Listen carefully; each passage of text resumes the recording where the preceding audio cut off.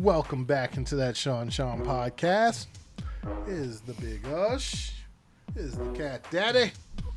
We are back for another college football edition. This one's probably going to be a shorter one. So we are not in full effect for bowl season. Honestly, we just like getting the really big games. I apologize if I just called your school not a big game, but hey, it is just the way it goes. But Cat Daddy's got something to say about one of the games. You know, it's the school he went to, he's rooting for. So, Cat Daddy, let him know what you're thinking about this game. Let him know who you were talking about. Yeah, so I mean, we've seen a slow week in college football. We had the conference championship games a while back. We're waiting for the bowl season to start up. The bowl games really don't start heating up until the end of the year. Next week, we're going to have some good ones to talk about. But this week, the one that we want to highlight is the Tail Greeter Cure Bowl. What the? Right. So, yep.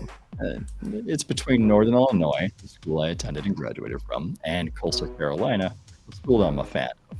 Right. So this is like two teams I like going head to head. I know Coastal Carolina is going to win. I want Northern Illinois to win. So that's where I am. I think Northern has done a great job this year after their winless season last year. Thomas Hammock is doing great things with the Northern Illinois program, and I hope it continues. Coastal Carolina continues to look good, just like they were doing last year. They got, I'm going to say a bowl game, not a good one, which kind of leads me into a little small thing I want to say is, do we have too many bowl games? I think so. Do we need the NCAA to tighten up the restrictions on what makes a team bowl eligible? Because right now, if you win 6 games, you qualify for the bowl. Do we need to change that to 7? Because some of the bowl games I was looking at, like the Tail Greeter Cure Bowl, I have no idea what that is. We have the Bahamas Bowl between 2 teams in the Midwest. There are the roofclaim.com Boca Raton Bowl. Here's the thing. All right, this week, the teams that would not work out for what you're saying for the bowls, there's the Bahamas Bowl, because Middle Tennessee has 6 wins. There is the, believe it or not, come Monday, the Myrtle Beach Press Bowl, or Myrtle Beach Brawl. I didn't know Myrtle Beach needed a bowl. I'm just being honest with you. Why is there a random South Carolina bowl that has Old Dominion and Tulsa in it? I know Tulsa's in South Carolina, but come on now. I mean, if we're going red, Idaho Potato Bowl. Yes, Idaho Potato Bowl. That sounds like my lunch the other day. This bowl season has the Jimmy Kimmel LA Bowl on tap. What? What is Lockhart? What was this? Lockheed Martin Armed Forces Bowl. Oh my God. Because the Army's in the bowl, we got, good Lord. We have the Radiance Technologies Independence Bowl. Yeah, there may be too many bowls. There's too many. As much as I want to see schools, and especially the smaller schools, get to a bowl game. Yeah, what else do we got on here? We have the Tropical Smoothie Cafe Frisco Bowl. Oof. Hey, gotta have that Cafe Frisco. Anyways, moving on. If you do want to watch any of the bowls this week and you're wondering about draft eligible guys, We do have Eastern Michigan versus Liberty, so you can watch Malik Willis, see what happens there. Mm-hmm. There's also UAB versus BYU. You can watch Tyler Algier. Other than that, watch the Northern Illinois and Coastal Carolina. I'm not sure if Isaiah Likely is going to be playing. Is he healthy? I believe he's healthy, and I believe he's scheduled to play. But so much can change because players are declaring for the draft, and they are now opting out of the bowl game. So it's but some of these guys are ones that need to play. Like Malik Willis needs to play. Yes, he does. All right. All that being said, moving on. Sean, anything you want to talk about the coaching carousel? Any thoughts on that, or anything else you want to pull out for that? Coaching carousel, I don't think there's been any big movements. I know something that I saw was Clemson lost their defensive coordinator to a head coaching position, and they've also lost their offensive coordinator to a head coaching position. So that Clemson team is going to look so different next year. Mm-hmm. And my knowledge, my notes at least, I don't have anything big written down. What's surprising to me is the number of head coaches that stayed in their position. That was surprising for me this year because normally that carousel is flying. You normally expect teams like Penn State to lose James Franklin. You'd expect Michigan State to lose Mel Tucker. And they stayed. Dave Aranda with Baylor stayed. He could have gotten a big payday if there were more openings. So I was surprised by the number of head coaches that had stayed and signed on to extensions with their current institutions. All right. Any thoughts on players skipping bowl games? I think a couple of years ago I may have had a problem with it. I may have. But now they're making business decisions, and that's purely what this is. They have a game that they are deeming unnecessary, and if they're preparing for the draft, they've already declared. We got quite a bit, too. They have really no benefit of going. Like, what stands out to me and what I just saw recently was Purdue, George Karlaftis, David Bell. They've both, I don't know if they've officially declared, but they're opting out of the bowl game. And Kayvon Thibodeau? I'm not mad at them. Treylon Burks? As much Reggie as I want, Roberson. I know, as much as I want to see these guys play in the bowl game because it's a big game. Our guy Kyle Hamilton? Kyron Williams? Yeah, they opted out from Notre Dame. One of your boys, Carson Strong? It makes the bowl season a little less exciting, which makes me think maybe having less bowl games wouldn't be that big of a loss. No. You have Nevada going into the bowl game without Carson Strong. Sure, you have Romeo Doubs who still may be playing, and Cole Turner, but you're missing probably the one person who people would want to see on that Nevada team. Now, something more interesting. We have one big-time player who is returning. That's Jalen Catalone of the Arkansas Razorbacks. Any thoughts on that one? Because, I mean, from what I was hearing, he was projected to be a second-round pick. He probably felt that his draft stock did not improve as much as it could have or should have this season. And he's taking this as an opportunity to say, yep, I'm going to bet on myself. I'm going to come back for another year. Going to try that Aiden Hutchinson. Going to try that Kenny Pickett. All right, other than that, moving on, we're going to get back into our scouting series. So one thing we didn't do last week, which I apologize, we didn't say which quarterbacks, what we looked at, and what our quarterback list was in the summertime. We're going to revisit that when we come back around for draft time, just in case certain people come back or whatnot. I don't think it's going to happen with quarterbacks because I think majority of our quarterbacks were either redshirt sophomores or seniors.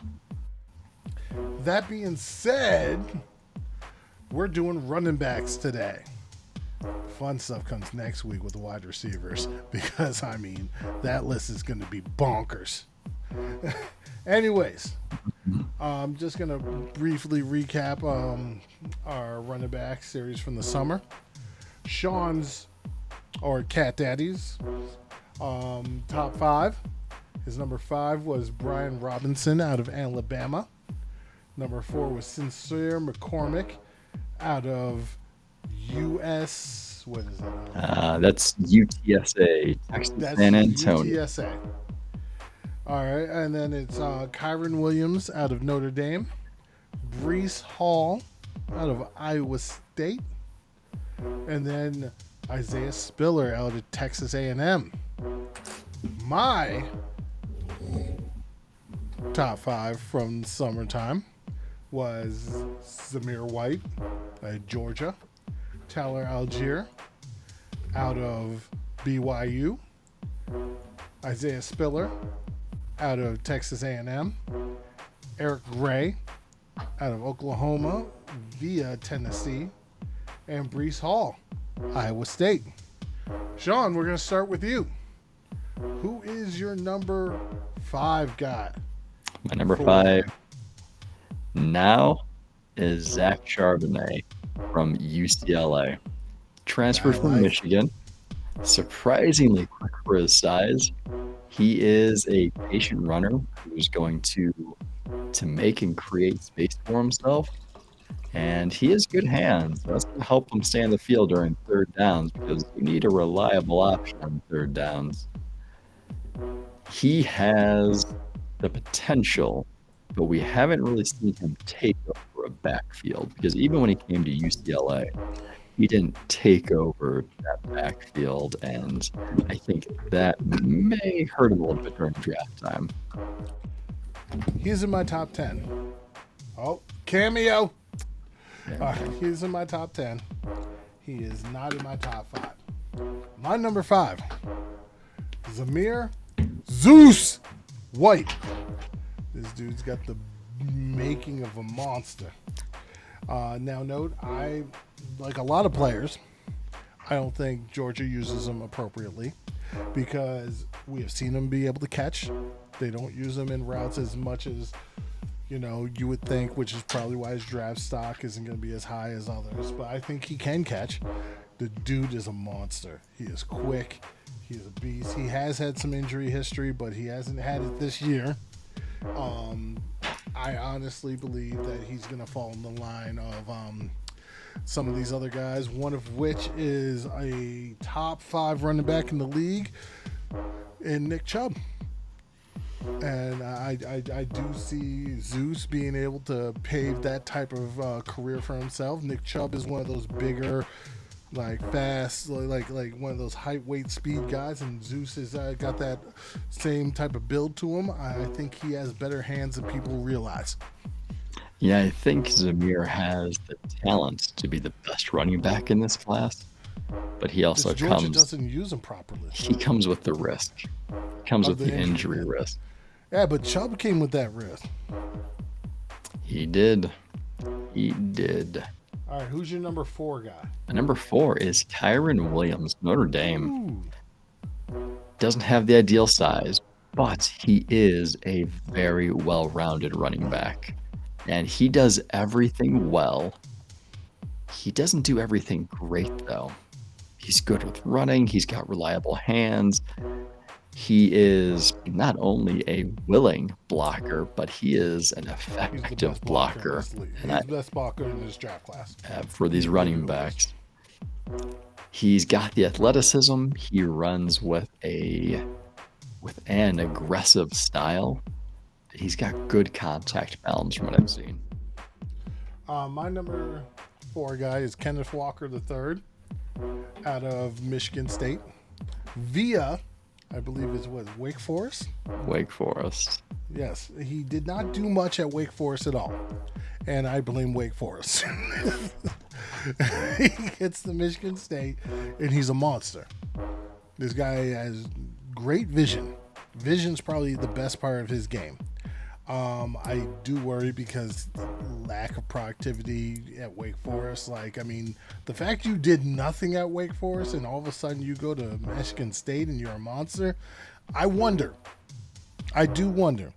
But he does have a lot of talent.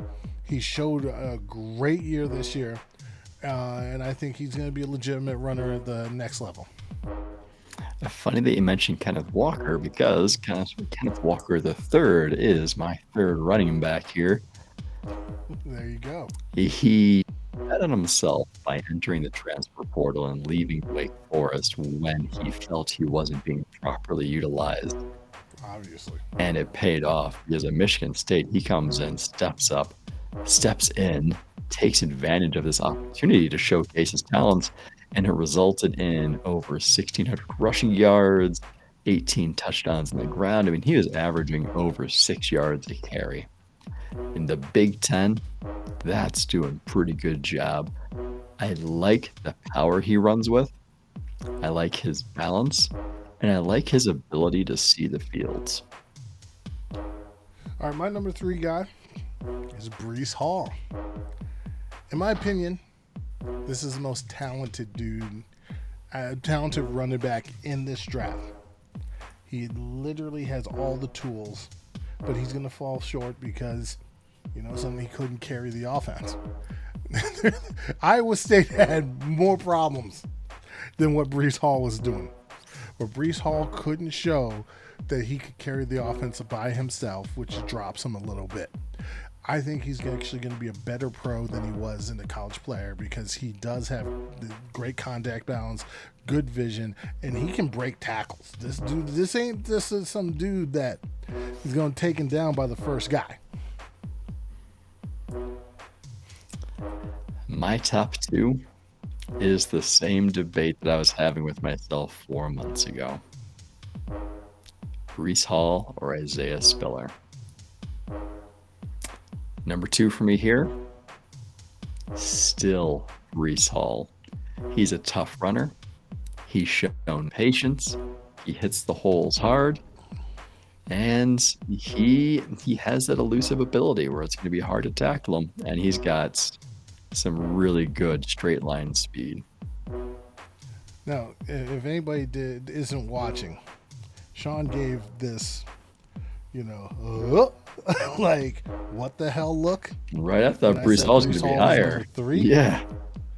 Because he never thought my number 2 guy would be my number 2 guy. Mm-hmm. And now he realizes who's number 2. Number 2 for me is Kyren Williams. Why is Kyren Williams number 2? Sean might ask. First of all, blocking is difficult for running backs. This is the first thing. Everybody thinks running backs is all about running the ball. There's so many more assignments that you just don't understand. Blocking is one of them. If you can come into this league and be awesome at blocking, that is a step in the right direction. Also, unlike Breece Hall, who I love, Kyren Williams carried Notre Dame. The quarterback situation at Notre Dame is untenable. A bad thing to say. I mean, it wasn't good. They were serviceable, I guess, but it wasn't good. He was the offense. Am I wrong here? Outside of Michael Mayer, yeah, he was the offense. Right, and he basically carried this team. And so, and you remember in the summer, that's what I was worried about. Can this guy carry the load?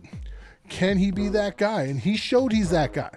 He showed breakaway speed. He showed the athleticism. He answered questions that I had. So, yes, he's my number 2 guy.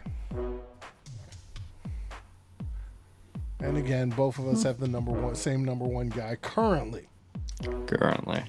Yep, still Isaiah Spiller for me. Slight advantage over Breece Hall.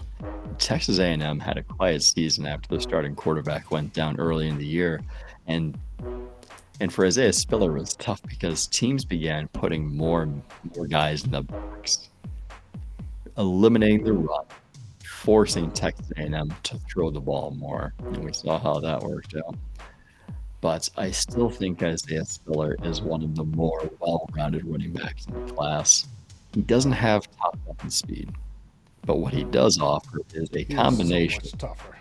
of a physical running style, and he's got the ability to change direction very quickly and not slow down. So I think he's going to be a better goal line back than Brees Hall will be. And I'm pretty sure I said this 4 months ago, but you're going to need more than one guy to bring Isaiah Spiller down. All right, now with this, mine is Isaiah Spiller also. Sean dictated a lot of the stuff that I would say. I do think that Brees Hall also has some that the same type of abilities. I think Brees Hall's tougher than Sean is, but Isaiah Spiller is going to be a more powerful runner. That being said, the top 4 to top 5 are almost interchangeable.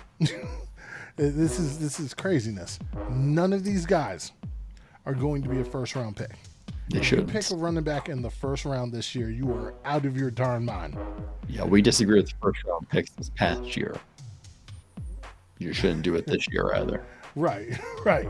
But multiple, maybe 3 to 4 of these guys are going to go in the second round. Just depends on what are you looking for in the running back position. Yeah, this is the truth. This is the truth. Anything else to add? For running backs? Also, just one thing. This is the top 5, but we probably got, 3 to 4 other guys that are in the mix here. The Tyler Algier, the like you said, you've got Zamir somewhere. The James Gray. Yeah, I mean, I still had Brian Robinson. Brian Robinson. He just didn't have a chance to showcase much this year because of the Alabama Even offense. Sincere McCormick showed some stuff. Yeah, there's a lot of potential. For me, 1 and 2 are very close. 3 and 4 are very close for me. I mean, then you also have, let's say, Tyler Batty is his name? Tyler Batty, or Beatty, yeah, from Missouri. Hassan Haskins is coming up the list. Mm-hmm. Jerome Ford coming up the list. I mean, it's going to be interesting. Eric Gray's still in the mix. Yeah, it's good depth at the running back position this year. What's his name? Zonovan Knight. North Carolina State. Yes. So, I mean, you might not have a top-end running back in this draft. I mean, I'm not knocking these guys because you might have a top-end guy getting in the second round, but you might not have, let's say, a Todd Gurley type. But, I mean, you can get a guy who can start for your team for a long time, or you can get a great role player. Now, sure, I apologize. Any other thoughts? For running backs or college football in general? Let's go both. Both running backs? No, I think we pretty much just summed it up. For college football, I have 2 thoughts. One is the portal. So we had some quarterback news this week with the transfer portal. Fresno State quarterback Jake Hayner removed himself from the portal. He's going to return to Fresno State. But we did see former Oklahoma quarterback Spencer Rattler go to, or announce his intention to go to South Carolina to reunite with Shane Beamer. So cashing in receipts, I had Spencer Rattler as my quarterback 1 before the season began, and that was a huge miss. No. Now, here's my question. What if Spencer Rattler goes to South Carolina and blows up the world? Let's say he lights the world on fire. Is that an indictment of Lincoln Riley? Oh, man. I mean, Spencer Rattler looked bad this year. I don't think much of that's on Lincoln Riley. Spencer Rattler just wasn't hitting the deep ball like he was last year. He was making poor plays, poor judgments. The same stuff as last year. It's just exponentially highlighted, exasperated. Yeah. I don't think it's as much to do with Lincoln Riley as it is Spencer Rattler. All right. Yeah. But Anything else going on with the transfer portal? Absolutely. Former Ohio State quarterback Quinn Ewers will transfer to the University of Texas Yes, we've heard all sorts of stuff about this. After his season with the Buckeyes didn't go as planned. I'm not sure what he thought was going to happen. I think it went just as planned. That's how everybody else thought, but not him. And I'm pretty sure he never planned to play. I think no, it didn't go as planned because I don't think he planned to play a single down for the Buckeyes, and he had to play multiple. I think he played, what was it, two snaps? Something ridiculously low. Yeah, so not sure. He almost like he wasted a year of college eligibility. I got a really bad conspiracy theory for you. What'd you got? How much money do you think he might have donated to the Buckeyes to allow him to do this? Hey, when you find out, let me know. You're not poo-pooing the idea, are you? I'm not. And then we saw a few quarterbacks enter the transfer portal, most notably Bo Nix, formerly of Auburn, Zach Calzada, who led Texas A&M to their victory over Alabama, and Don Slovis, formerly of USC. So if we're cashing more receipts, I had Slovis as my number 5 quarterback coming into the year, and I was a miss on that one too. I did much better with the running backs. Much better. All right. I think that's all she wrote, folks. I got one more. Oh. Not quarterbacks or transfer portal. But if I may entertain you for a moment, I'd like to tell you my proposal for a new college football playoff. What do you think? All right. My proposal is this. Expand the playoff to 8 teams. The 8 spots will belong to 6 automatic qualifiers and 2 wildcard teams. Now, your 6 automatic qualifiers will be represented by all 5 of the Power 5 conference champions and the highest ranked group of 5 conference champion. Your 6 conference champions will be seeded 1 through 6 based on whatever the committee wants to do as far as rankings. So their rankings will matter. The 2 wildcard teams will be seeded 7 and 8, again, based on CFP rankings. The 2 highest get in, but here's the fun part. In my plan, no single conference can be represented by more than 2 teams, which means no more SEC bias, no more SEC fatigue. What is that? And this is where the seeding part gets important, because there are no bye weeks. We already talked earlier that we think there's too many bowl games. So, to prevent the need for creating more bowl games, the 4 quarterfinal games will be home games for the top 4 seeded teams. There you go. Now, in order to do this, you may consider removing a game from the year, probably one of those cupcake teams. But with the NCAA becoming a profit machine like the NFL is, they may enjoy another week of college football and all the money that it brings with it. So after that, the semifinals, the national championship game, those will all maintain the normal bowl schedule. And here's what it would look like this year. Number 1, Alabama, the conference champion of the SEC, would take on number 8, Notre Dame, wild card.